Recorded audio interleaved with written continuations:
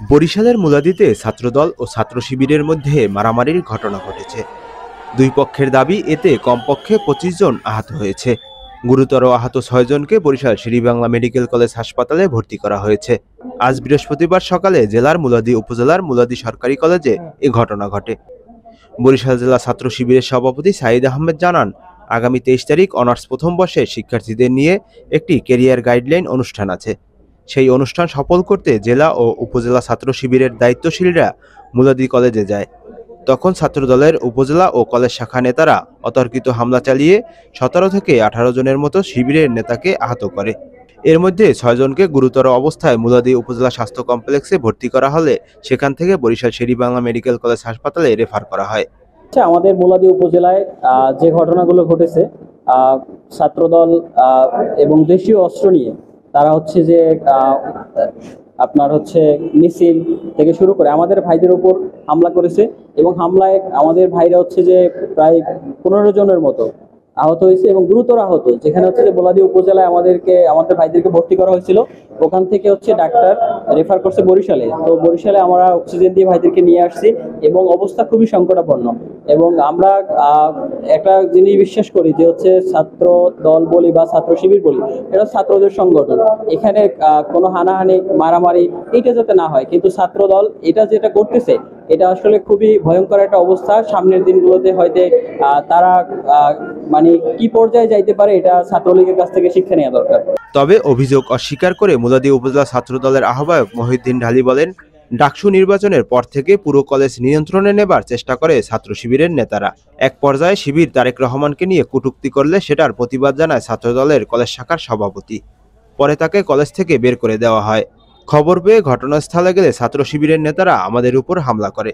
এই ঘটনায় ছাত্রদলের ৭ থেকে ৮ জন নেতাকর্মী আহত অবস্থায় হাসপাতালে ভর্তি আছেন।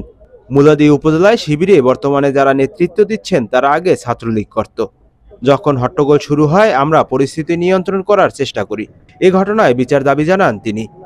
আজকে যখন আমরা মুলাদী সরকারি কলেজ ক্যাম্পাসে উপস্থিত হই, তখন দেখি মুলাদী সরকারি কলেজ ক্যাম্পাসের ছাত্র শিবিররা আমাদের দেশনায়ক জনাব তারেক রহমানকে নিয়ে বিভিন্ন কটূক্তিমূলক স্লোগান দিচ্ছে এবং যারা স্লোগান দিচ্ছে তাদের মধ্যে বেশিরভাগই ছিল ছাত্রলীগের সাথে জড়িত।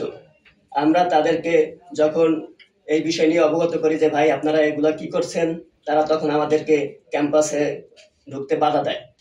মুলাদী উপজেলা ছাত্রদল এবং কলেজ ছাত্রদলের উপর অতর্কিতভাবে হামলা চালায়। এই হামলায় মুলাদী সরকারি কলেজ ছাত্রদলের সিনিয়র যুগ্ম সাধারণ সম্পাদক মোহাম্মদ ইয়ামিন হোসেন সহ বেশ কয়েকজন গুরুতর আহত হয় এবং তাদেরকে মুলাদী স্বাস্থ্য কমপ্লেক্সে তারা ভর্তিরত অবস্থায় আছেন।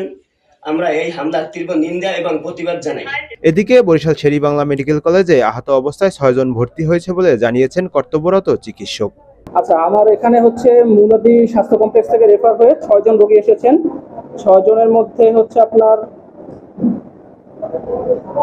রোগী মান্না ২২ বছর, হামিম ২০ বছর, বায়েজিদ ২৩ বছর, আব্দুল্লাহ ১৯ বছর, শারাফাত ২৪ বছর এবং রাকিব ২৪ বছর। এই টোটাল ৬ জন রোগী আমার এখানে আসার পরে আমি তাদেরকে প্রাথমিকভাবে দেখে মেল সার্জারি ওয়ার্ডে ভর্তি দিলাম।